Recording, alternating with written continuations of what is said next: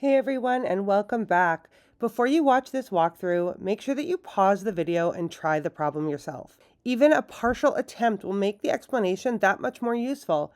These videos are meant to support your problem-solving process, not replace it. Across a lot of my practice problems, I highlight different aspects of how to approach, break down, and reason through problems. So you're going to get the best benefit by watching multiple walkthroughs rather than treating any single one of my videos as a template that you can copy. With that, let's get started. Today's practice problem is going to be about Java classes with introducing the idea of behavior, and we're going to be focusing on rectangles. So we need to create a rectangle class with both a width and a height variable. We're going to use constructors, and we're also going to create three methods. We're going to have three instance methods: area, perimeter, and isSquare. So I've pulled in all the information we need in order to solve this problem. This doesn't actually tell us what we're going to do with main. It really is just focusing on creating this class and getting all the behavior in there. So a strong main method will most likely just make use of each of the different methods that we are going to be creating: area, perimeter, isSquare, and just testing them all out, making sure that we've got working code at the end of this. All right, so we need a rectangle class. Let's go ahead and jump right in with it. Let's make our public class rectangle in its own file. And we'll save that as a rectangle class, rectangle.java. Let's go ahead and do our split screen once more so that we're able to have both of these files open at the same time. And let's build out our rectangle class. Oh, I spelled that wrong. There we go. Whenever we have a class, we want to make sure that all of our instance variables are made private.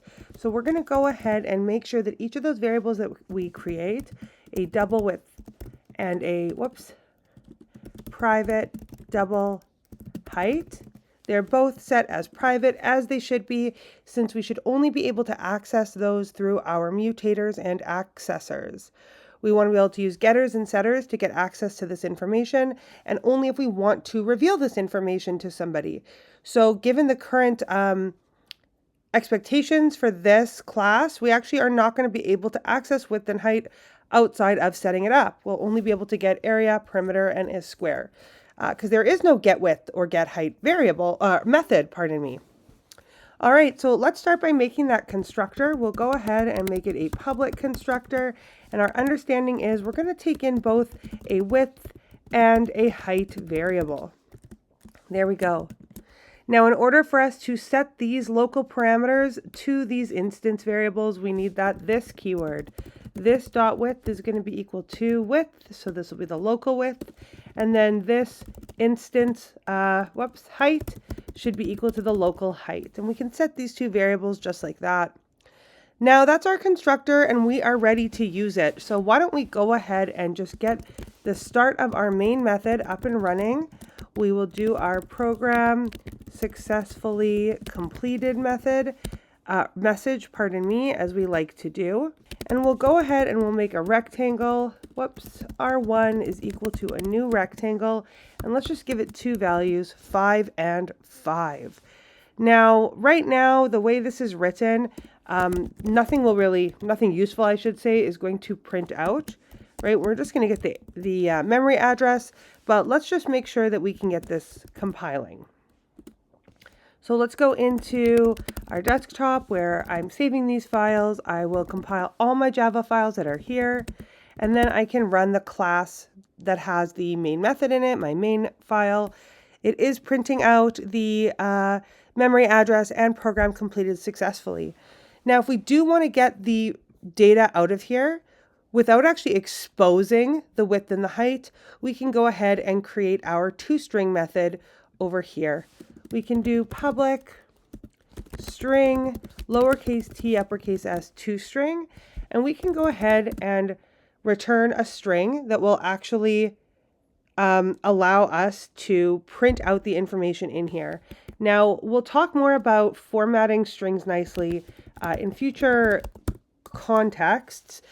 You can just sort of return a string, but I'm actually going to use string.format, which is just like printf. It's just going to be returning a string since this method returns a string. We want a width, and we'll do it to 2 decimal places as before. And we'll give ourselves maybe like a tab, And then we'll give ourselves our height with the same 2 decimal places as before. And then we won't forget that \n this time. And then we can pass in our width and our height. All right, so now what's going to happen is when we call system.out.println r1, this rectangle will automatically call this toString without us even having to say .toString. toString. We don't need to say that. It actually does it automatically inside this print line, and it's going to return back this beautifully formatted string, we hope, with the data inside of it. So now instead of printing out that error message or that memory address, pardon me, we should hopefully get 5 and 5, which we do. So that worked perfectly. We now have our base of our class. We have our constructor and we have a toString. So we've done our width and height, we've done our constructor, we've done a toString to help us with printing, and now we can write these 3 methods here. Now all 3 of these methods are expected to be instance methods. That means that they need to be over in the rectangle class. If they were over here in our main class, they would be static methods, and we wouldn't be able to use them because we don't know the width and the height of a given rectangle outside of the rectangle class. So that's why it's important that we actually build it over here. Since the rectangle is responsible for its own data, it is also going to be responsible for doing things like calculating the area. Now, thankfully, calculating the area is incredibly simple. We're just going to do our width times our height. There we go. Now, we really should test each of these as we go, but this is a pretty easy problem, so I'm just going to write up all 3, and then we'll go from there. Next is our perimeter.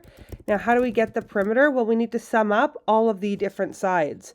And what we know about rectangles is that there are 2 long sides and 2 width sides and 2 height sides. It's our width plus our width plus our height plus our height. And yeah, we could write this differently, right? We could instead say, 2 times our width, like that, plus 2 times our height, like that. Now, of course, we have to watch out for order of operations. So what is safest is always going to be brackets. There we go. 2 width times 2 heights is going to give us our perimeter.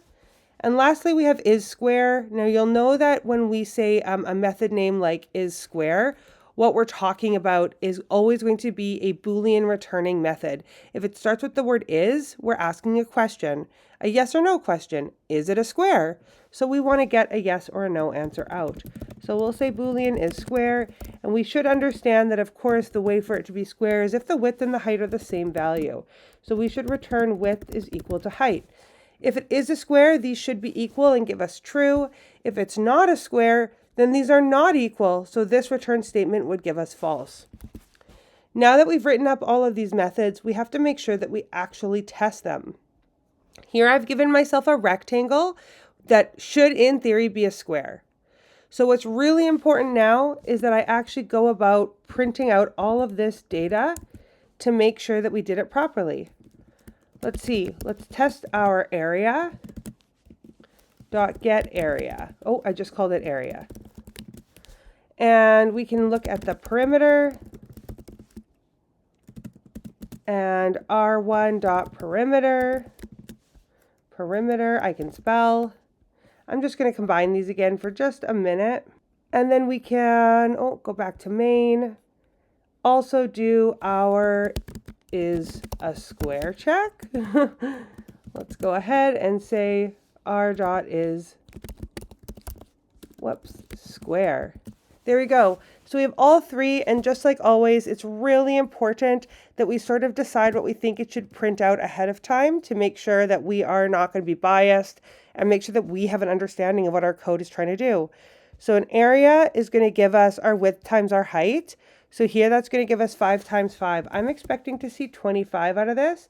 And I set my toString to be 2 decimal places. So I am expecting it to say 25.00.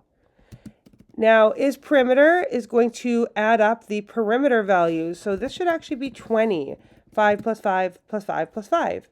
And then lastly, this should be a square since we have a width of 5 and a height of 5. So here we should get true. I can now see what I'm expecting it to print out. And now is a reasonable time to compile and rerun and make sure that we get what we want. And look at that, we do get the right values, but we actually didn't get the sig figs that I was expecting. But that actually makes sense because I forgot that that was something I was setting within my formatter, which I didn't do on these ones. So that would make sense why those weren't giving me what I expected. If I do want to bring those back in, I totally can. I can just do it like this, %.2f, don't forget that new line character. Now I should be able to actually get the significant figures that I am expecting. Get that old stuff out of the way, and there we go. Now, just to make sure I didn't make any mistakes, I probably should test it also with a value where we don't have a square. So 5, 2. And in this scenario, what am I going to end up with? I should end up with an area of 10. I should end up with a perimeter of 14. 5 and 5 is 10, 2 and 2 is 4. Yep, that looks right. And it's not a square anymore, so this should be false. Let's go ahead and clear our terminal, and let's just run it one more time. 10, 14, and false. So I can see that all my code is working as I'd expect it to, and this program is now complete. That's it, and now we've solved this problem. Now remember, you won't find my solution posted alongside this video. If you watch the walkthrough without first attempting the problem, stop here, close my solution, and try to write it yourself now. Post-walkthrough practice still counts. If you have questions about this problem or suggestions for future practice videos, please be sure to leave them in the comment section below. Thanks everyone, and I'll see you next time. Bye.